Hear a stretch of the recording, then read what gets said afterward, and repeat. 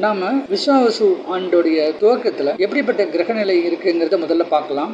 அதுக்கு அடுத்தது ஒவ்வொரு ராசிக்கும் எப்படிப்பட்ட பலன் கொடுக்கும் அப்படிங்கிறதையும் நம்ம டீட்டெயில்டாக பார்க்கலாம். அதில் இந்த ஆண்டு பிறக்கும்போது 14ஆம் தேதி ஏப்ரல் அன்னைக்கு, அதாவது நான் ஏற்கனவே சொன்ன போல பங்குனி மாதம் கடைசி நாள்லேயே சூரியன் மேஷத்துக்கு பிரவேசம் ஆகிடுறாரு. ஸோ அதன் அடிப்படையில் பார்த்தா 14ஆம் தேதி ஏப்ரல் சுவாதி நட்சத்திரத்தில் இந்த ஆண்டு துவங்கிறது. அப்போ சுவாதி நட்சத்திரத்துக்கு அதிபதி சொல்லக்கூடிய ராகு காலபுருஷனோட முதல் வீட்டுக்கு விரயஸ்தானத்தில் இருக்கார். அது மட்டும் இல்லை, அந்த இடத்துல ஒரு பெரிய கிரக சேர்க்கை, அங்கே முக்கியமாக சனி ராகு சேர்க்கை, கூடவே சுக்கிரன் மற்றும் புதன். இப்படிப்பட்ட கிரக சேர்க்கை மீனராசியில் இருக்கிறதுனால இந்த ஆண்டு அதிக மழை பெய்யக்கூடிய ஒரு சூழ்நிலை இருக்கும்.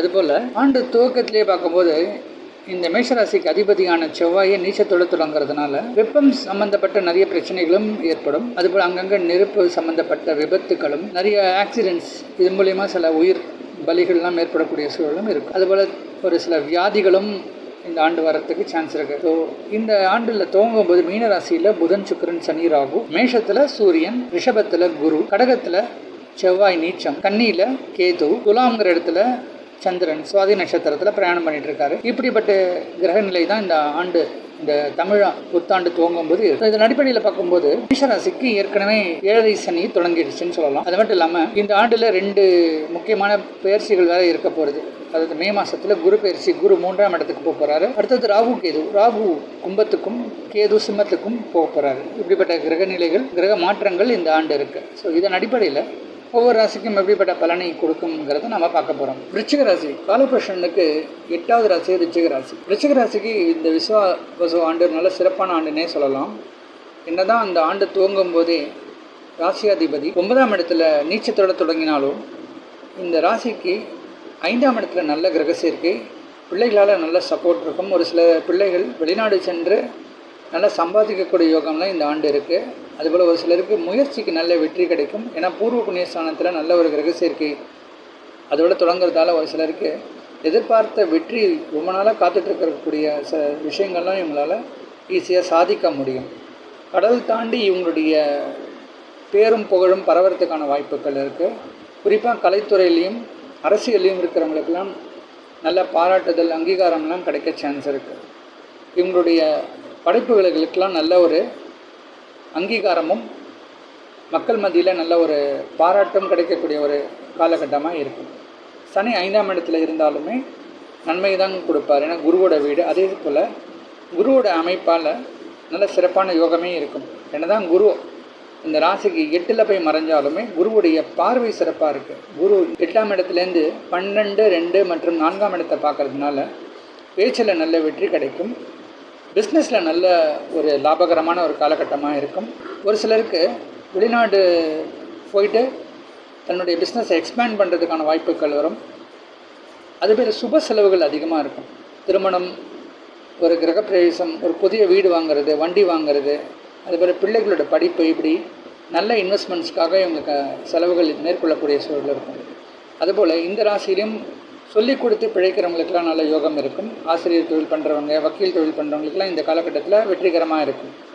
அதுபோல் உபன்யாசகர்கள், பட்டிமன்ற பேச்சாளர்கள், ஆன்மீக சொற்பொழிவாளர்களுக்கெல்லாம் நிறைய வாய்ப்புகள் வரும். நிறைய குறுகிய பிரயாணம் ஏற்பட வாய்ப்பு இருக்குது. வெளிநாடுக்கெல்லாம் போயிட்டு வருவாங்க. அவங்களுடைய பேர் புகழெல்லாம் வெளிநாட்டில் பரவறதுக்கான சான்சஸும் இருக்குது. இந்த ராசியில் திருமணம் ஆகாதவர்களுக்கு மே ஜூன் வரைக்கும் நல்ல வாய்ப்பு இருக்குது. அதுக்கு மேலே ஒரு சில தடங்கல்கள் ஏற்பட வாய்ப்பு உண்டு. இருந்தாலும் ஒருவருடைய சுயஜாதகத்தின் அடிப்படையில் தான் அந்த திருமண அமைப்பை பற்றி நம்மளால் சொல்ல முடியும். கோச்சாரத்தில் குருவுடைய மறைவு பெரிய அளவுக்கு சப்போர்ட் கொடுக்கல. கணவன் மனைவிக்குள்ள சில பிரச்சனைகளும் வீண் வம்புகளும் வழக்குகளும் இந்த ஆண்டு ஏற்பட சான்ஸ் இருக்குது. எதையும் பொறுமையாகவும் விட்டு கொடுக்கக்கூடிய ஒரு தன்மையோடு நடந்துக்கிட்டான்னா பிரச்சனைகள் பெருசாக தலை தூக்காது. ஒரு சிலருக்கு அரசாங்க சம்பந்தப்பட்ட சில வேலைகள்லாம் ரொம்ப எளிதாக முடியறதுக்கான சான்ஸ் இந்த ஆண்டில் இருக்குது. அப்போ விசாக்காக கஷ்டப்படுறவங்க, ஒரு புதுசாக பாஸ்போர்ட் எடுக்கணும்னு நினைக்கிறவங்க, ஒரு புதிய ஒரு கண்ட்ரிக்கு போகணுன்னு நினைக்கிறவங்க, அரசாங்க சப்போர்ட் எங்கெல்லாம் தேவைப்படுதோ அந்த இடத்துலலாம் இவங்களுக்கு இந்த ஆண்டில் வெற்றி கிடைக்க சான்ஸ் இருக்குது. இந்த ராசியிலையும் விவசாயம் பண்ணுறவங்களுக்குலாம் நல்ல லாபகரமாக இருக்கும். அதுபோல் ஃபுட் இண்டஸ்ட்ரியில் இருக்கிறவங்களுக்கு நல்ல ஒரு லாபம் கிடைக்கக்கூடிய காலகட்டம். அதுபோல் டிபார்ட்மெண்டல் ஸ்டோர் வச்சுருக்கிறவங்க, குறிப்பாக அரிசி, பயிர், தானியங்கள், எண்ணெய், இது போன்ற அத்தியாவசிய பொருட்களை வியாபாரம் பண்ணுறவங்களுக்கெல்லாம் இந்த ஆண்டில் ஓரளவுக்கு நல்ல பிஸ்னஸ் வளர்ச்சி ஏற்படக்கூடிய ஒரு காலகட்டமாக இருக்கும். பூர்வ புண்ணியஸ்தானம் சிறப்பாக இருக்கிறதால இந்த ஆண்டில் நிறைய ஆலய திருப்பணிகளுக்கு உதவி பண்ணுறதும் உழவார பணிகள்லாம் ஈடுபடுறதுக்கான வாய்ப்புகள்லாம் நிறைய பேருக்கு வரும். மாணவர்கள் சிறப்பாக படிப்பாங்க. ஒரு சிலர் வெளிநாட்டுக்கு போய் படிக்கிறதுக்கான வாய்ப்புகளும் தேடி வரும். வேலை இல்லாதவர்களுக்கு அரசு சம்மந்தப்பட்ட வேலை வாய்ப்பு கிடைக்க சான்ஸ் இருக்குது. அதுபோல் சொல்லிக் கொடுத்து பிழைக்கக்கூடிய வேலைகள்லாம் நிறைய பேருக்கு கிடைக்க இந்த ராசியில் நிறைய பேருக்கு கிடைக்கிறதுக்கான சான்ஸ் இருக்குது. குறிப்பாக ஐடி துறையில் நிறைய பேருக்கு ஜாப்ஸ் கிடைக்கும். அதுபோல் ஐடி துறையில் கன்சல்டிங் ஒர்க்லாம் நிறைய பேர் பண்ணுவாங்க. அப்போ விருச்சிக ராசிக்கு இந்த விஸ்வாவசு ஆண்டு நல்ல சிறப்பான ஆண்டுன்னே சொல்லலாம். விருச்சிக ராசியை பொறுத்த வரைக்கும் வரக்கூடிய விஸ்வாவசு ஆண்டில் சுமார் 85% வரைக்கும் நல்ல பலனை கொடுக்கும் அப்படிங்கிறது என்னுடைய கருத்து. அதில் இவங்களுக்கு 6 வரவு 4 செலவு.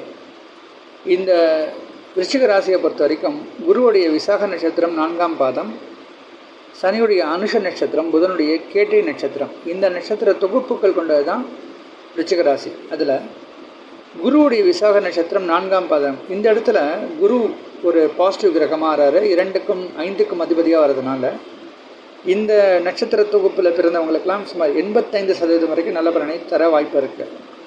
சனியுடைய அனுஷ நட்சத்திரம், சனியும் இந்த விருச்சிக ராசியை பொறுத்த வரைக்கும் 3, 4 என்ற இடங்களுக்கு அதிபதியாக வர்றதுனால சுமார் 80% வரைக்கும் நல்ல பலனும். புதனுடைய கேட்டை நட்சத்திரம், ஏன்னா புதனை உங்களுக்கு லாபாதிபதியாக வர்றதுனால இந்த நட்சத்திரத்தில் பிறந்தவங்களுக்கும் 85% வரைக்கும் நல்ல பலனை தரும் அப்படிங்கிறது என்னுடைய கருத்து.